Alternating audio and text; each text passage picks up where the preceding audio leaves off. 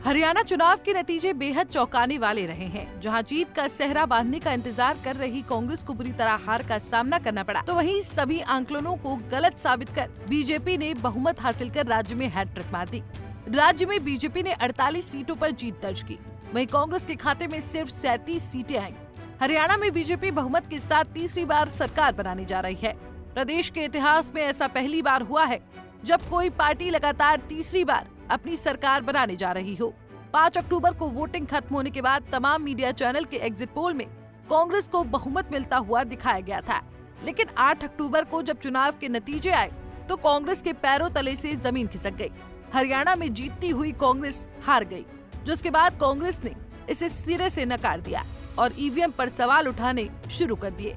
इसके जवाब में चुनाव आयोग ने कहा कि कांग्रेस का हरियाणा के नतीजों पर उठाया गया सवाल जनता की राय को नकारने जैसा है। ऐसे में सवाल ये है कि आखिर बीजेपी ने ऐसा कौन सा जादू चलाया कि कांग्रेस की हवा के बाद भी बीजेपी प्रदेश में जीत गई। क्या हरियाणा में कांग्रेस के साथ सच में खेल हुआ है या बात कुछ और है? दरअसल हरियाणा में भगवा पार्टी के खिलाफ मजबूत सत्ता विरोधी लहर पर सवार होने के बावजूद कांग्रेस हरियाणा में सत्ता हासिल करने में विफल रही। राज्य में बीते 10 सालों से बीजेपी की सरकार थी। कांग्रेस लगातार ये मान रही थी कि उसे बिना मेहनत किए सत्ता मिल जाएगी। पार्टी के नेता भी मंच से लगातार ये मान रहे थे कि सत्ता विरोधी लहर कांग्रेस को जीत दिलाने में मददगार साबित होगी। हालांकि कांग्रेस का ये दाव उसी पर उल्टा पड़ गया। कहीं न कहीं कांग्रेस की हरियाणा में हार के पीछे की मुख्य वजह को आप के साथ गठबंधन न करने को भी माना गया। हरियाणा में आम आदमी पार्टी का चुनाव के दौरान मैदान में उतरना जहां बीजेपी के लिए फायदेमंद साबित हुआ, तो वहीं कांग्रेस को भारी पड़ता नजर आया। इसके पीछे का कारण उन सीटों को बताया जा रहा है जहां कांग्रेस प्रत्याशी बीजेपी के सामने चंद वोटों से हार गए हैं। वहीं इन सीटों पर आम आदमी पार्टी ने उस मार्जिन से अधिक वोट बटोरे। यानी इस बात में कोई दो राय नहीं है कि आम आदमी पार्टी कांग्रेस के लिए वोट कटवा साबित हुई है। उदाहरण के लिए डबवाली में कांग्रेस उम्मीदवार 610 के मामूली अंतर से चुनाव हार गए और आपको 6600 से ज्यादा वोट मिले। हरियाणा की सीटों की लिस्ट बताती है कि आपके साथ गठबंधन न करने के कांग्रेस के फैसले ने हरियाणा में उसके भाग्य को कैसे प्रभावित किया है। आम आदमी पार्टी ने 90 में से 88 सीटों पर अपने कैंडिडेट्स उतारे थे, जिसमें सभी कैंडिडेट्स हार गए, लेकिन इनमें 5 ऐसी सीट्स थी जहां आम आदमी पार्टी खुद तो हार गई, लेकिन कांग्रेस का खेल भी बिगाड़ गई। हालांकि हरियाणा विधानसभा चुनाव से पहले आम आदमी पार्टी कांग्रेस के साथ गठबंधन करना चाहती थी।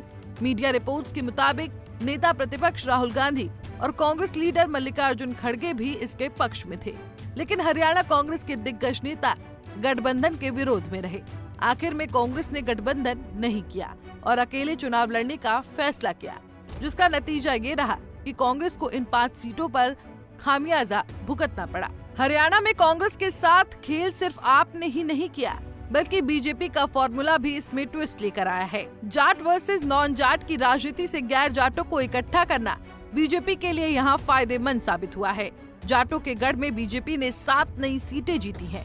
वहीं हरियाणा चुनाव में हुए इस बड़े फेरबदल के पीछे का सबसे बड़ा कारण गैर जाटों का ध्रुवीकरण और कांग्रेस के नेताओं के बड़बोलेपन को भी माना गया है। वहीं दूसरी तरफ बीजेपी ने कांग्रेस के खिलाफ पर्ची खर्ची का मामला उठाया, जिसने युवाओं को भेद दिया और युवा वर्ग का बीजेपी को साथ मिला।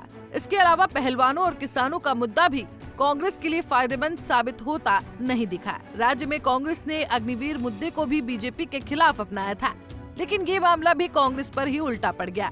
संविधान और आरक्षण के मुद्दे को लेकर बीजेपी के खिलाफ जाने वाली कांग्रेस बीजेपी की रणनीति को तोड़ पाने में असफल ही नजर आई।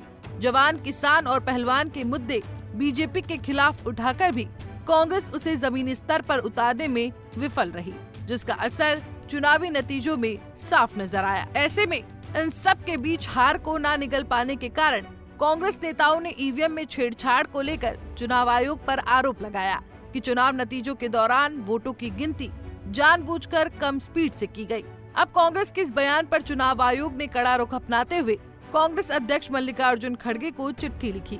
अपनी चिट्ठी में चुनाव आयोग ने हरियाणा विधानसभा चुनाव के नतीजों को अस्वीकार करने वाले कांग्रेस के वरिष्ठ नेताओं के बयानों को बोलने की आजादी का दुरुपयोग बताया।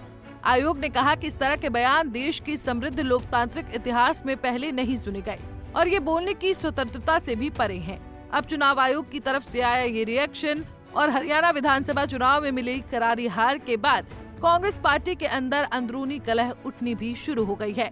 ऐसे में सवाल उठता है कि क्या कांग्रेस की इस बुरी तरह हार का जिम्मेदार विरोधी पार्टियां हैं या कांग्रेस की आंतरिक गुटबाजी ही उसे ले डूबी है। Bureau report, Punjab Kesari TV. हमसे जुड़े रहने के लिए हमारे YouTube चैनल को सब्सक्राइब करें और नई वीडियो की नोटिफिकेशन के लिए बेल आइकॉन को दबाएं।